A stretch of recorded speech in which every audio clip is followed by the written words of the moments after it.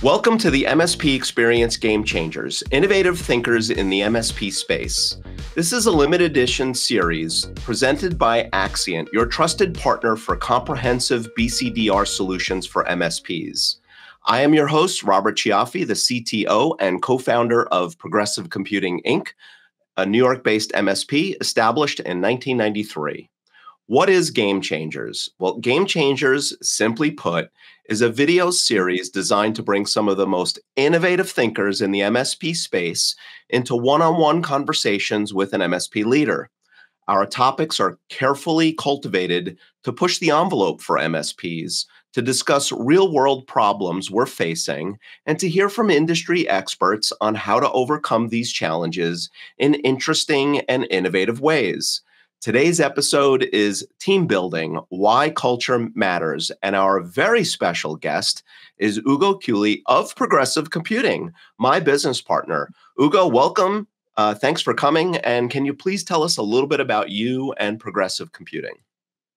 Sure. I'm Ugo Chiulli, CEO and co-founder of Progressive Computing, your business partner, sitting right next door. Yes, we are. We're an MSP based out of Yonkers, New York, providing IT support for small to medium-sized businesses. Okay, great. So we're going to talk about culture today, and it is a topic that I know is very near and dear to both of us, and we both realize how important it is for our business. But I wanted to invite you specifically, Ugo, on to today's session because I always looked up to you as being our cultural warrior and culture leader here. So let me start out with this question. Now, you and I have read a lot of the same books and kind of consume a lot of the same information. Peter Drucker famously said, "Culture eats strategy." Now, words like that can sometimes feel a little fuzzy or unactionable. What does that really mean? So can you tell us what you think he really meant by that line? Well, I think he meant that you can definitely plan and document exactly what you want to happen, right? Like setting your strategy, which is very important. If you can actually think to define all the possibilities and all the different directions that things might go. But if you have an ingrained culture, it'll drive every decision that needs to be made in a company. So no matter how well crafted a strategy is on paper, it's that culture in the company that's going to ultimately determine how people behave. So are you saying like when plans don't go right, that somehow culture picks up where plans leave off? Well, employees will make decisions. Things will happen when things don't go right. And if it's not in that plan, something's going to happen. So I think it's culture, whether it's there or not, is going to dictate whether you get good outcomes or bad outcomes. I mean, consider this as owners. I'm sure we both feel we have all the answers. And dare I say, we have all the right answers. Right. Right. Well, we don't. I think you'll agree there. Yes. But we'll act like we do. But all we have is how we'd make decisions. So our best guess. And I think companies get stuck when owners don't let that go. And culture can be a way of handing that decision-making process down to their employees so that owners will ultimately trust the decisions being made by our employees. On the other side of that, our employees will also feel confident that they'll be doing the right thing, right? By the way, that confidence is regardless of the outcome of the decision, right? That they're empowered to make mistakes. How powerful is that?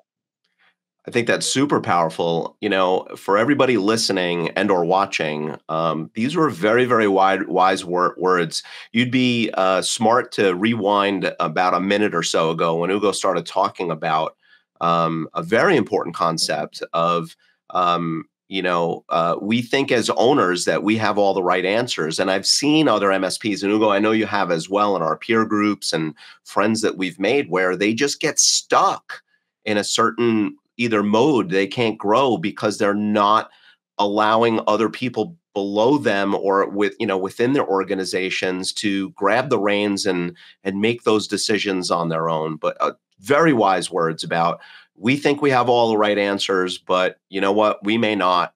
And having a good culture helps to foster that great decision making. Bravo. Ugo, where does culture come from within a company? How does it start? That is definitely a good one. It comes from the top. I mean, someone has to be the curator of culture, not necessarily the propagator, but at least the guardian of it. So it all comes from the top. And really culture starts at two different points, I think. One is day one. You open your doors and behavior starts to happen and shape your culture. It's usually not intentional, and it could be good or bad. It just is what it is. But if we mean where does it intentionally start, I think that's when a company starts to mature enough that they want to codify their culture, right? I mean, we have our own core values. We don't need to share them here, but once codified, these behaviors either fit or don't fit against core values and things you codify. And this is where friction is more easily identifiable and leaders can act tangibly, right? We can either reinforce the great behavior or course correct the not great behavior.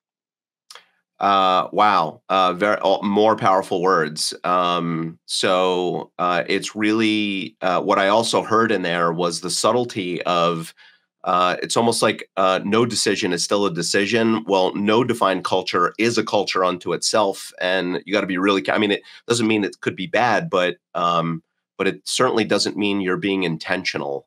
Right? It's unintended. Yeah. Yeah, it's very unintended. And, and listen, in the interest of vulnerability here and innovative thinking, I certainly have am an example within an organization, being a co-owner with with Ugo in Progressive, that there have been times where Ugo's had to kind of tap me on the shoulders and say, hey, Robert, maybe not the best behavior, or maybe not the best choice of words, or, and I think it's important and healthy conversation to have to make sure that we're aligned against an agreed upon set of behaviors or values, and to hold everybody accountable, even ourselves, right at the top. Yeah. We've got to look in the mirror, right, Ugo? Absolutely. I mean, we've all been guilty of that. Yep. So now you've started a company. You've started to build an organization. You're very intentional around culture, right? It started at the top. Leaders are exemplifying it through their behaviors and hopefully entrusting others to carry that torch. But where does culture live once it's established? I mean, is it only your job, Ugo, to make sure that that culture stays alive or is adhered to? Well, if it were just my job, it'd be the Ugo Club, and that's a cool club to be in. But ideally, it sounds weird, but it should be everywhere. So once established, I think your culture starts to live within your people and our collective behaviors. So with more maturity in the company, it starts to ingrain itself in policies and procedures. Right? In our company, as an example, we have that ingrained in our hiring process, right? We hire and we fire according to our core values, which ultimately lines up with our culture, right? So, I mean, I think ultimately culture is what we tolerate, not what we preach. So it has to live with the people in charge and their scope within the company, that they have to keep in line with that culture. So if your culture allows for everyone to call out behavior that doesn't align, then it truly is everywhere in the company, if culture allows that. Yeah. Interesting. You mentioned the hiring and firing process, and I would like for you to expand on the hiring process that we have here, and specifically that one part of the process that is focused on culture. Can you just kind of give us some more details about what we do? Yeah. Our hiring process is, I believe, 4 steps.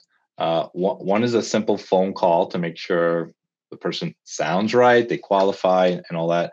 But that second interview is a core values interview where we're asking questions grouped by core values to determine whether they would be a great cultural fit. We don't know even if they can do a great job yet. We don't even know if they're really qualified other than what they said on the phone. No tests. But we're asking questions to determine, would we want this person on our team? And that's, I think, the key differentiator for how we try to, I'll say, filter people by culture. And then the next phase is the skills interview, where they get into the nitty gritty. Can they actually do the job? And then we have that one last piece, that dinner interview, that really there's nothing going on other than make sure that this person has kept up the ruse of culture through the Yeah. first call and the second interview. Yep. And certainly in the third interview, the skills people are looking for cracks in the culture of this person.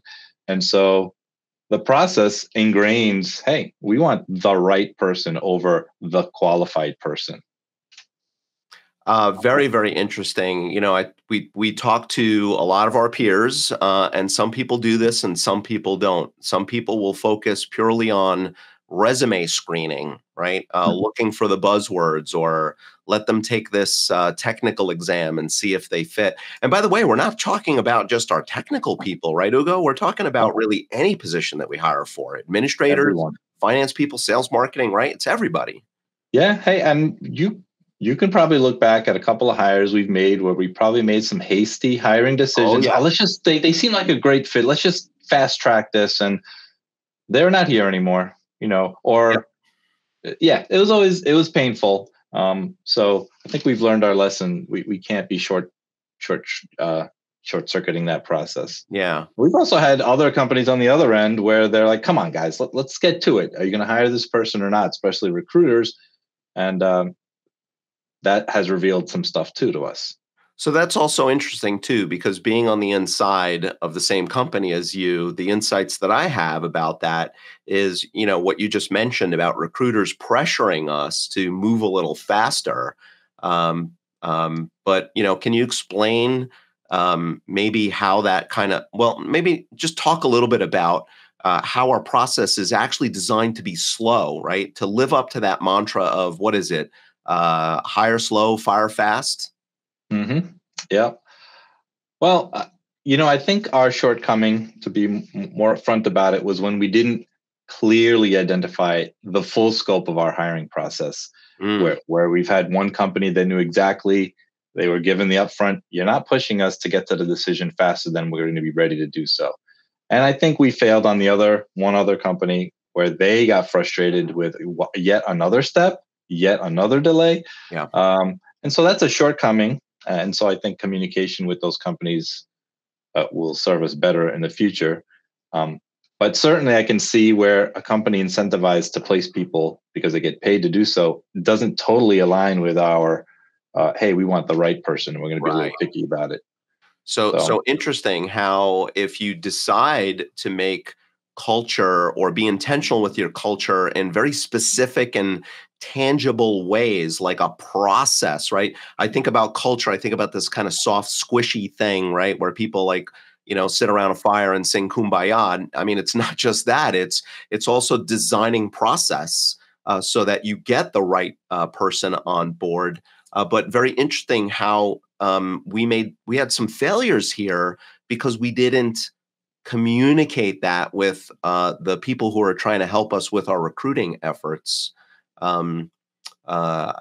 It's just great consideration for everybody.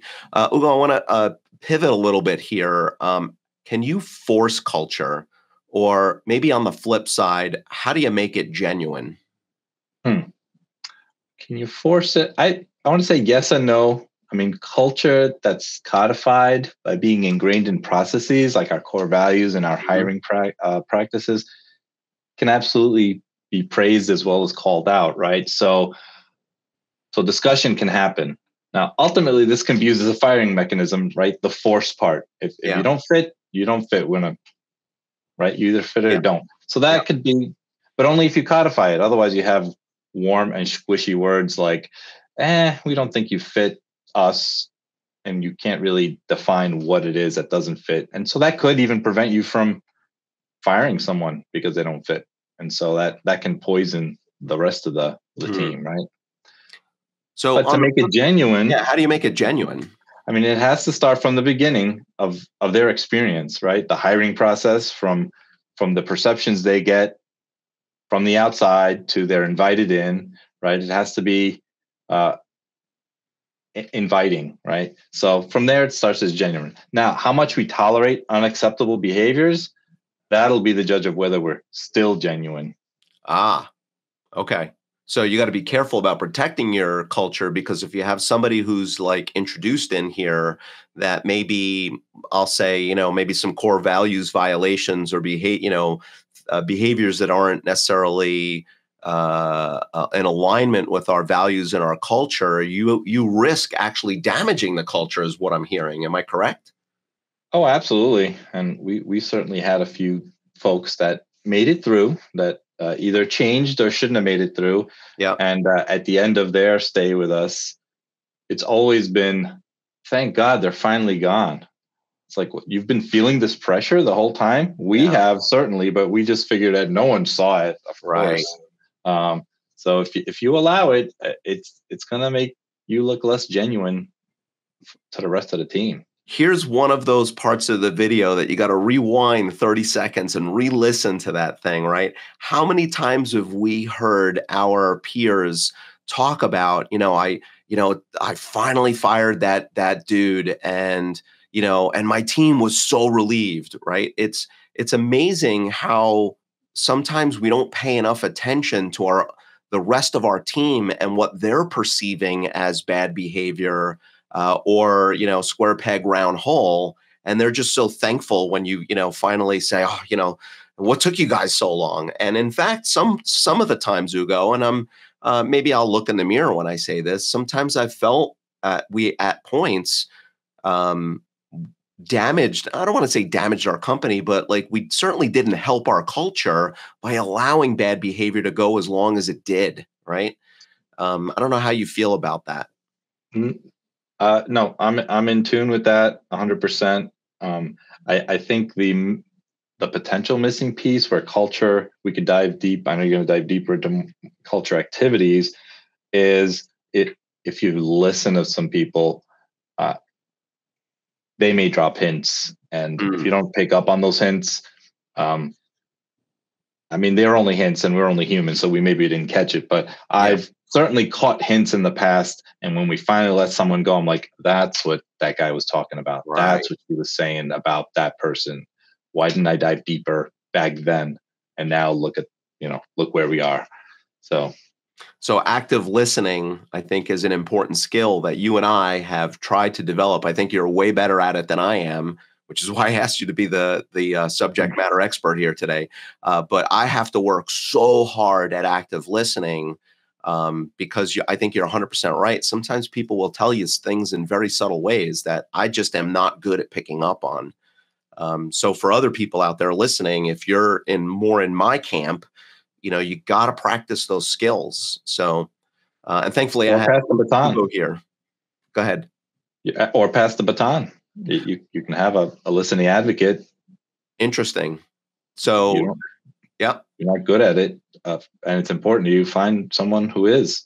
Doesn't have to be your partner either. We have some great people here who have been great feedback givers, and sometimes the start of investigation of, let me look into that thing that they're saying where I wouldn't normally. So yeah.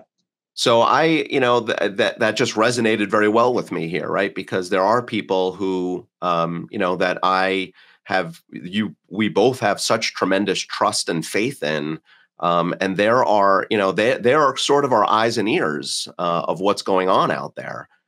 So I can totally see that. That's great advice for somebody else out there who, like me, is not an active listener, is to trust other people, and then that becomes part of your culture, right? It's a way of reinforcing. Yep.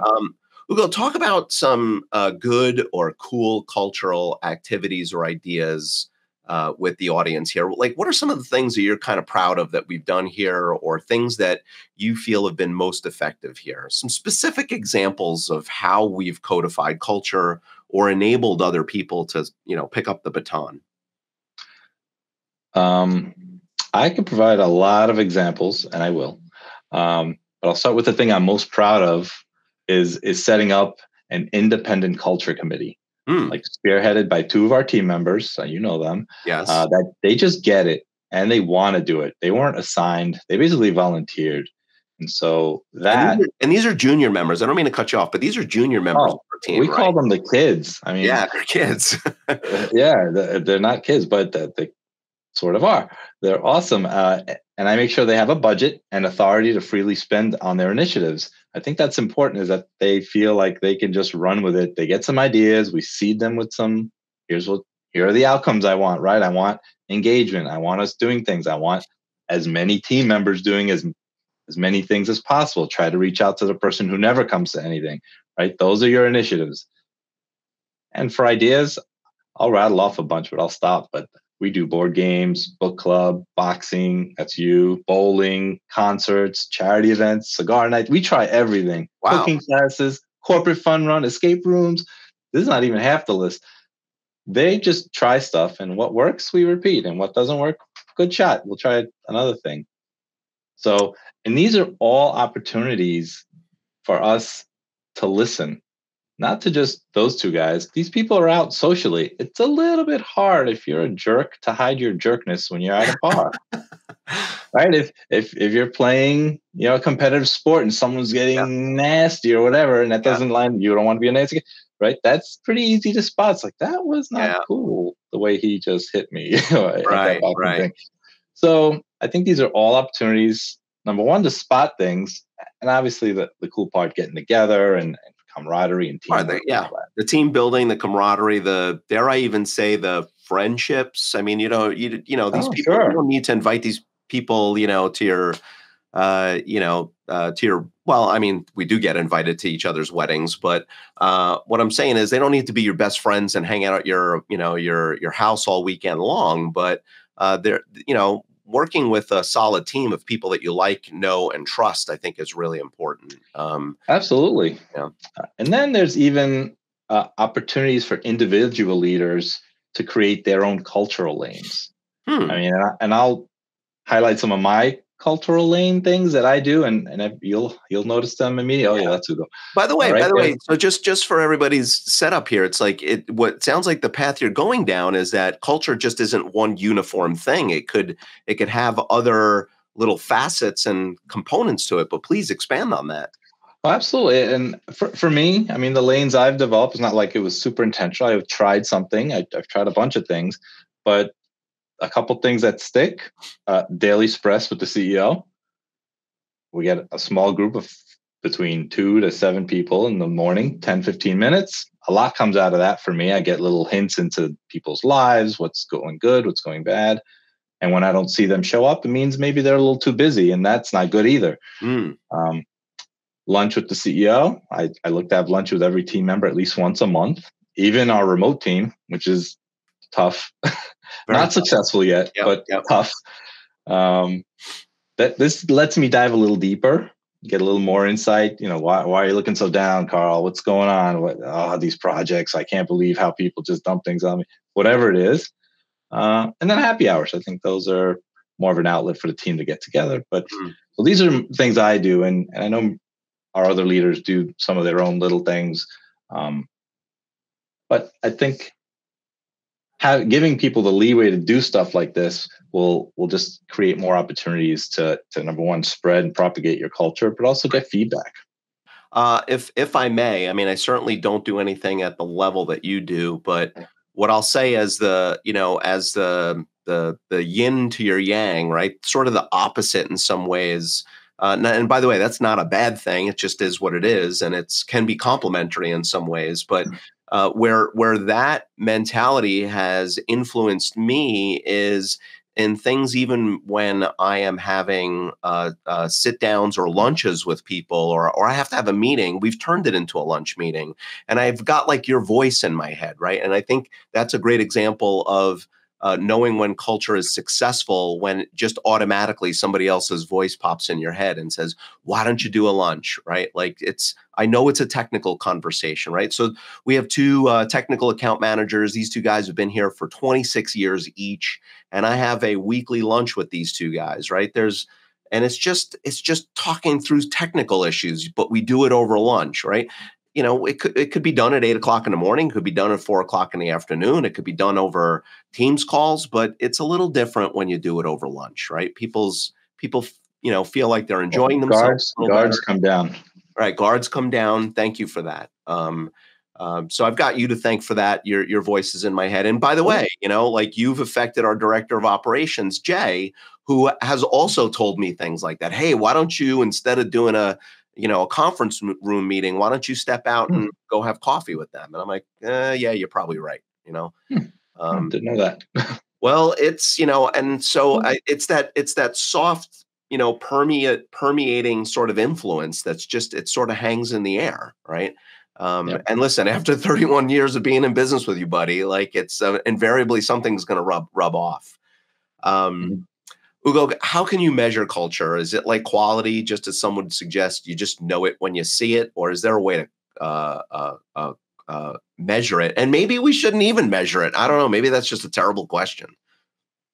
Well, I've gotten both sides of that.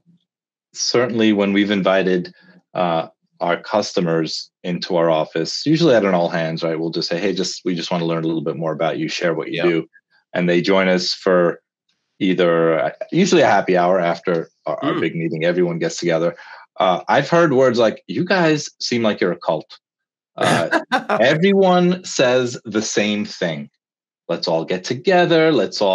And it's not cult in the bad way. It's like, you guys have all the same message. I think you guys are scripted, and it's not. We just all have the same outlook on natural. Right. They all feel free to invite this person to lunch as if they didn't even need permission, right? So it's definitely a tough one. The measure part, I think you have to try, right? I mean, what we do, and maybe you don't even know that we do it, but we actually log everything. We just want to know, did we do stuff together? How many things did we try to do? Did the budget we set, we actually have a budget for culture, did we actually spend it on the activities, or was there money left over? What kind of engagement? Did we get every name on the team to come to something, right? And we measure it in other ways too, weekly one-on-one and manager meeting surveys where they, fill out surveys on how they're doing. And also these anonymous happiness surveys, that ask culture questions. And then we also do employee reviews around core values. And then that last feedback, the ticket feedback, right, gives us some clues about, how they're bringing culture out of the office. If it's just a happy face with no comments, good job. Happy face with some comments like the dude thought to bring me donuts on my birthday. No one told him to do that. Yeah, you just but did they did, and they know it's an okay thing to do. Right. That we actually encourage that stuff. So interesting. I really kind of thought you were going to say like, yeah, you can't measure this. It's quality. Like, look at that Ferrari. It's a beautiful car. Why is it beautiful? Because it's a Ferrari and that's it. Right. But you actually listed out some ways, by tracking activity, budgets, things like that. That's awesome. One last question before we wrap this up. Can culture change as an MSP grows and matures? And maybe it should or shouldn't it change? I don't know. What sort of thoughts you have around that? Well, let's separate growth from maturity. Okay. Right? Because they can happen independently, and you can grow without maturing, and you can mature without growing. So growth can definitely affect change in your culture if it isn't put into, if effort isn't put into curating that as you grow, right? It can have a life of its own. Certainly, we've heard comments like, as companies either grow fast, that's not the way we've done things. Things are totally different now. Or in acquisition mode, those guys over there are having a grand old time, and or vice versa. Like that's like those poor guys. That's what they want us to comply to. That's never going to happen. And so that's a thing. But with maturity, a company, I think, starts to value culture, codify it, and ingrain it. Now, should it change? I don't know. That's up for debate. I guess that would depend on what leadership values as it grows, but growth can bring additional opportunities, though, for culture to evolve and improve, not just change unintentionally. So, when you go ahead, finish. Well, when you think of I do a lot of reading, like you do too, right? But if you think of the big companies, if you've read some of the history, right, we've seen that culture plays an important part in there. Often the names of the companies I'll mention, like fast growth, right? And it typically comes from the top. This is reinforcing the prior question you had, right? Think about Ford, right? Jobs, Elon Musk, Ben and Jerry, right? Even Bezos and Oprah Winfrey, right? To this day, their teams refer back to how would this person have done things, right? What would they think if they look back at us at how we're doing now, right? And in fact, people join some of these teams, they already know what they're in for. Like whether it's a warm and fuzzy culture, right, with lattes and gifts, or cutthroat competitive culture. We know companies like that. People go to right. You in the early days of Microsoft, you go to Microsoft, you're getting cut if you're not in the top, whatever.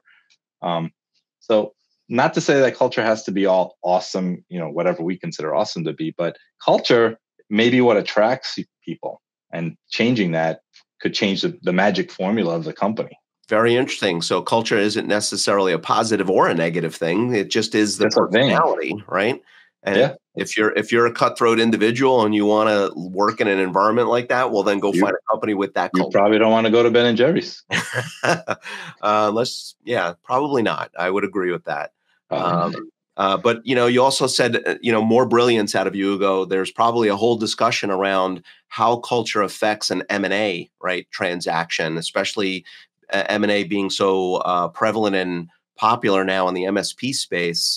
Those who are listening that are either going through M&A or about plan for it, you may want to consider how culture may change or be affected, whatever that means, in positive or negative, by that acquisition. You got two dissimilar teams now coming together. What does that mean for culture, right? And how do you protect it? Well, we're starting to see even in the M&A activity questions like upfront, like go date. Like how mushy a term is that? Go date the other company. Make sure you like them. Yeah. I don't know. You could think, I'm buying them. I don't care if I like them. They will comply. Well, that's, I think, bad advice, right? So I think dating and learning their culture to see if it matches your culture, I think has become a thing. I think you hit it right on the head there. So thanks for wrapping up the conversation. That brings us to the end of our discussion. Unfortunately, I feel like we could talk for another hour or two on this, but we're at the end of our discussion on team building, why culture matters. Ugo, thank you again for joining me today and helping lift the industry by sharing your wisdom and valuable experience. How can people reach you? They can reach me email, UGOC, UGOC at progressivecomputing.com, or just check me out on LinkedIn. Not too many Ugo Chiullis out there. And that's UGOCHIULLI. Thanks to everyone for tuning into our series, Game Changers, Innovative Thinkers in the MSP Space, graciously sponsored and presented by Axcient. If you would like to learn more about their awesome BCDR products, you can contact sales or sign up for a free trial right on their website, www.axcient.com. Just let them know that Robert sent you. Until next time, live long and prosper.